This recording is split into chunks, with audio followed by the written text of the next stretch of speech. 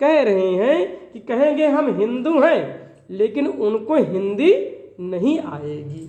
कर्नाटक में गए थे तो फिर क्या कहते हैं, एक बुजुर्ग था, उसको हिंदी नहीं थी। सोचो कितने दिन बाद तक हिंदी मिट गई थी। अभी यहाँ के जो इंग्लिश मीडियम से बच्चे पढ़ रहे हैं, उनसे कहीं 77, 78, 75 लिखने को हिंदी में तो नहीं लिख पाएंगे, वो 78 जानते हैं। तो फिर इसलिए कहते कि कहेंगे कि हम हिंदू हैं, लेकिन उनको हिंदी का ज्ञान नहीं होगा। और कह रहे हैं पढ़ेंगे सब इंग्लिश, फारसी नहीं को, सब इंग्लिश मीडियम से पढ़ने लगे हैं। और क्या कह रहे हैं, करेंगे पुराण वा मूरत खंडन, रुद्र विवाह करावेंगे तीको। कह रहे हैं कि करेंगे पुराण व मूर्त की खंडन करेंगे। मूर्ति को कोई नहीं मानेगा, पुराण को कोई नहीं मानेगा। और कह रहे हैं करेंगे पुराण व मूर्त खंडन, रुद्र विवाह करावेंगे तीगे। अपना मनचाहा विवाह करेंगे, अपना मनचाहा लोग विवाह करेंगे। और कह रहे हैं कि रुद्र विवाह करावेंगे तीको। और सबसे बड़ी बात क्या कह रहे हैं कि वेद के अर्थ अनर्थ करेंगे, वेद के अर्थ अनर्थ करेंगे, बतावेंगे गप जोग यते को। कह रहे हैं कि वेद के अर्थ को, हाँ इधर से आ जाइए, अब आप लोग आ जाइए। देखो देखो चाची आई, बहुत समझदार है चाची हमारी, आइए इधर से आ जाइए, आ जाइए जिसको भगवान से। ये शालिग्राम भगवान ठाकुर जी यहीं पर है कि वेद के अर्थ अनर्थ करेंगे, बतावेंगे गप जोग यते को। वेद के अर्थ को अनर्थ करेंगे। जैसे पहले के ज़माने में दीदी क्या होता था, आज भी है, कि हमेशा हिंदू और ब्राह्मण के मस्तक में तिलक होता था और मीठी मीठी वाणी का प्रयोग करते थे। उसके बाद में क्या कहते हैं, आज के ज़माने में यदि मीठा मीठा ना बोलिए आप, और जो है क्या कहते हैं उस तरह से ना रहिए, तो आदमी कहते हैं घमंडी हैं, हाँ उसको अंदर आदमी में रहते नहीं हैं। लेकिन वेद के आज के कैसा अनर्थ किए कि टेढ़वा चंदन मधुरी वाणी, टेढ़वा चंदन मधुरी वाणी दगे बाज के यही निशानी। कितना अर्थ को अनर्थ कर दिए। और बतावें कि गप्प ही जोग यति को, यति माने सन्यासी को ज्ञान बताएंगे कि चला आगे कि जैसे बताते हैं कि इस तरह से नहीं, इस तरह से होना चाहिए, उन्हीं को ज्ञान बता रहे थे। बतावें कि गप्प ही जोग यति को। और कह रहे हैं कि संत भ्रमंत जटंत बनेंगे, संत भ्रमंत जटंत बनेंगे, करेंगे न योग कहावेंगे योगी। संत जो है, साधु संत, ये बड़ी बड़ी बाल रखा करके, खूब बड़ा कपड़ा पहन करके और चंदन लगा करके, मतलब करके केवल धन के लिए ही घूमेंगे। जो बड़ी बड़ी बाल रखा करके चल रहे हैं, सब कर रहे हैं, सब कोई मोह माया में फंसा है, ऐसा कोई नहीं है। अति प्रचंड रघुपति कै माया, जही न मोह असको जग जाया। जैसे जिस संसार में जो भी है, जैसे हम लोग चाहे जो भी हो, लेकिन नंदाचार बागेश्वर धाम जो भी हैं, सब एक मोह माया संसार रूपी में फंसे हुए हैं। अगर जो सच बता रहे हैं, जो सही साधु संत कंदराओं में चले गए हैं, ये संसार से कोई मतलब ही नहीं है, सब उसमें सब कोई है। तो ये संसार में मोह माया में सब कोई फंसा हुआ है, सब तो जितने हम लोग भी उसी में हैं। तो फिर क्या कहते हैं कि जो कंदराओं में चले गए हैं, उनसे संसार से कोई मतलब नहीं, साधु संत वही है। तो फिर कहे एक उदाहरण के लिए अपने विभाग वाले हैं, कोई नहीं बुरा मानेगा। तो कहते हैं कि संत भ्रमंत जटंत बनेंगे, करेंगे न योग कहावेंगे योगी। यदि 3 दिन तक पूजा पाठ यज्ञ ना करो ना, तो भी हर जितने भी हिंदू हैं शुद्ध की तरह हो जाते हैं। इसमें लिखा हुआ, अभी आपको दिखाएंगे। तो क्या फिर क्या कहते हैं कि, और क्या कह रहे हैं कि नशा की दशा में फंसेंगे सभी शेष, वृद्ध एवं नरे होवेंगे रोगी। नशा की दशा में सभी फंसेंगे। नशा नशे का ही नशा नहीं होता है कि जैसे आदमी नशा, चाहे जो भी इंसान हो, असली चेहरा उसका तब समझ में आता जब वो नशे में होता है। चाहे मोबाइल का नशा बच्चों को, ऐसा नशा नहीं, सच्चा नशा वो होता है जैसे जिस किसी इंसान को पद का नशा हो। ये विधायक मंत्री होते हैं तो हवा में चलते हैं, पद का नशा। किसी को धन का नशा कितनी गुमान से चलता है, किसी को पद का नशा, जैसे IRDO होते हैं जो निकलते हैं कि जनता जाती है किस तरह से, हाँ ठीक है। तो ये नशा, सच्ची नशा का नशा वो होता है।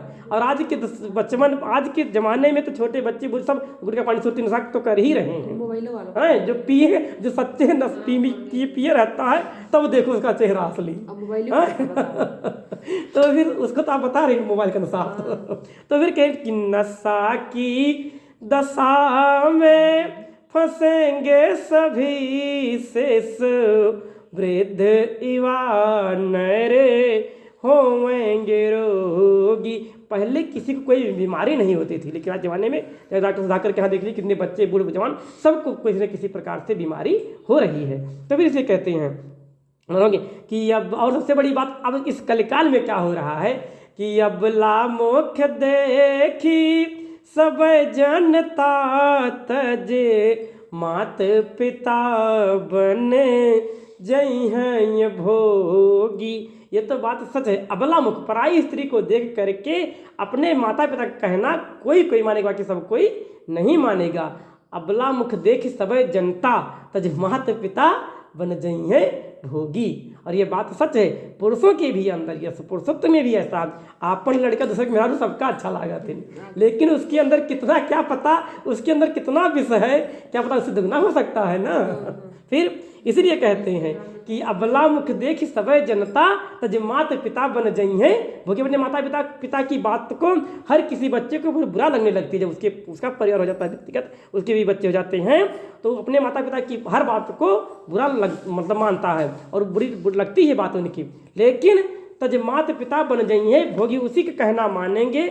अपने माता पिता का आदर सम्मान कोई करेंगे, बाकी सब कोई तो नहीं करेंगे। 100 में 5 लोग करेंगे, 95% लोग नहीं कर पाएंगे। और कहीं किसी कलिकाल का ऐसा असर ही होता है। और क्या कह रहे हैं कि जो है कि सदा कलिकाल अकाल पड़ेंगे, फलेंगे न वृक्ष सुवृष्टि न होगी। कह रहे हैं कि सदा कलिकाल ये अकाल पड़ेगा। सदा कलिकाल का अकाल का मतलब होता है कि जो है जब इंसान को पानी की आवश्यकता रहेगी तो पानी कम बरसेगा, बारिश कम होगी। और सब कह रहे हैं सदा कलिकाल अकाल पड़ेंगे, फलेंगे न वृक्ष सुवृष्टि न होगी। ये पेड़ पौधे में फल हमेशा लगे रहते थे रामराज में, लेकिन देखिए कभी कभार सीजन में भी आम के वृक्ष में फल नहीं लगता है। तो फिर इसलिए कहते हैं कि इसी कलिकाल का ही ये सब असर होता है। फलेंगे न वृक्ष सुवृष्टि न होगी, पानी की बरसात उस समय नहीं होगी जिस समय आदमी को आवश्यकता रहेगी। और क्या सुवृष्टि मानी वर्षा। तो फिर कहते हैं कि और कह रहे हैं कि सांधे विधि ना करेंगे कोई नीते, तर्पण होम कि कौन चलाए। सांध्य विधि का मतलब संध्या पूजा पाठ कोई करेगा, बाकी सब कोई तो उठ करके नहा धो करके पूजा पाठ नियम से तो हर कोई तो जल्दी नहीं करेंगे। 100 में 5% लोग करेंगे, बाकी सब कोई नहीं करेंगे। नित्यार्पण होम यज्ञ की तो बात ही छोड़ दिया। कथा पूजा पाठ तो तभी होती जब भगवान की बहुत बड़ी कृपा होती है। बाकी सब कोई चाहता है कि हमारे घर में पूजा पाठ हो, अच्छी बात हो, दिल से सब कोई चाहता है, लेकिन होती तभी है जब भगवान की बहुत बड़ी दया दृष्टि होती है। तो फिर कहते हैं कि बनता जग रूप पति पतहीन, जिन्हें पति हैं ये तीन पुत्र न पाए। और कह रहे हैं कि जिनके गृह तीनों रहेंगे बने, तिन के गृह नेते उपास जनाए। हे प्रभु दीन दयाल दया ने दे, ताप विमोचन युक्ति बताए। कह रहे हैं कि हे प्रभु दीन दयाल दयानिधि, ऐसे ऐसे लोगों होंगे, ऐसा ऐसा प्रभाव रहेगा कलिकाल का, तो उनसे बचने के लिए कोई उपाय जानते हो तो कृपा कर मुझसे बतलाइए, मुझसे कहिए। तो फिर उन्होंने कहा कि आप जैसे बहुत अच्छी बात आपने पूछा है, हे प्रभु, हे नारायण, आपने बहुत अच्छा प्रसंग उठाया है। ऐसा जो समस्त 88,000 ऋषि थे, श्री सूत जी प्राणवेता से कह रहे थे, और वो कह रहे हैं कि बंदों पद धर धरण सिर, विनय करो कर जोर, वर्णो रघुवर विमलेश श्रुत सिद्धांत निचोर। और कह रहे हैं कि अते आरत पूछो निराया, अति आरत पूछो निराया, रघुपति कथा कहाँ कर दाया।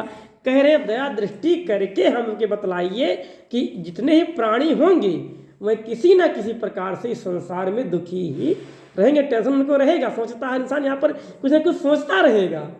तो फिर उनसे उपाय बताइए कि उनका दुख दूर हो जाए। सो हे महाराज, हम लोगों को सुनने की इच्छा है।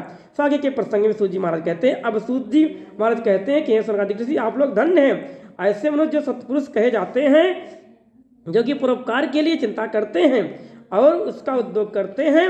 तो फिर कहते हैं कि जो है साधु चरित शुभ सरिस कपासु, निरस विशद गुण मैं फल जासु, जो सही दुख पर छिद्र दुरावा, बंदनीय जेह जग यश पावा।